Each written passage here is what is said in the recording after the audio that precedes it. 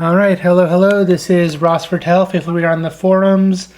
Not quite driving from work, but I am ready to discuss today's card, Zero One Efficient. Not just that, but I have a special guest with me this time. Go ahead and introduce yourself. This is Michael Shea, a.k.a. the Prefect, former designer.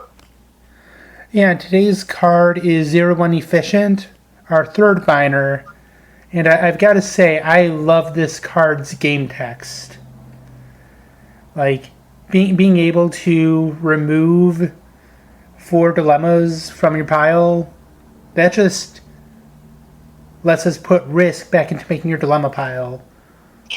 Yeah, it really does, and also I think it helps mitigate unpleasant experiences, because as I'm sure anybody who's sat down to play Theory for any considerable length of time will know, there's just some decks that are badly matched against other decks, and if I bring a standard attrition dilemma pile, let's say, and I end up facing a 5-space Voyager deck or a 5-planet Con deck, then, as much as half of my dilemma pile just became unusable, potentially. And so,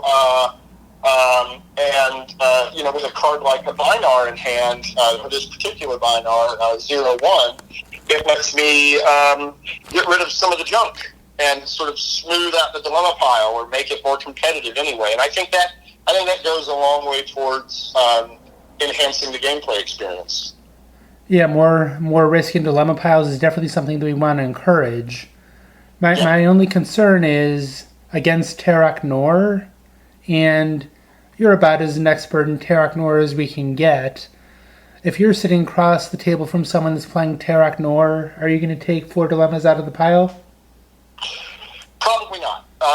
So let me back up and say, I think the game is well served by having the kinds of choices you're talking about. I think the game is well served from having situations come up where a card that's designed to be a boon for a player could actually end up being a detriment or a risk. And then therefore that requires some in the heat of the moment gamesmanship. And I think the game is well served by having some of that or more of that anyway. But to answer your question, conservatively speaking, no, I wouldn't play this card against the Terok Nor player, because giving them 4 of my dilemmas, or up to 4 of my dilemmas, removed from the game is like giving them a free tenuous alliance. And so that's a really big benefit to the Terok Nor player. So for me to use this card against the Terok Nor player would have to mean that my dilemma pile is really mismatched, and I'm really desperately trying to get some stuff out of the way. But I think against all other decks, it's much less risky. Yeah, the other concern I have is, what do you do with this personnel after you play him?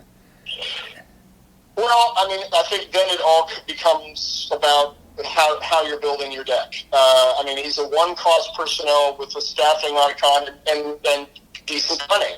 So in a deck that revolves around cunning missions and that allows you to need a lot of engineering and programming to complete your missions, I think this guy can find a home with no problem. But you're right. If you're not using him for the dilemma removal, then really it just becomes about, does this 1-coster at 462 with a staffing icon fill some necessary skill holes or not? Well, Now, one clue to the answer to that question might be in looking at how much the other Binars see play, and in looking at 1-1 efficiency expert, I see that since 2020, only 1 deck has had that card in it. That's obviously that's been loaded up.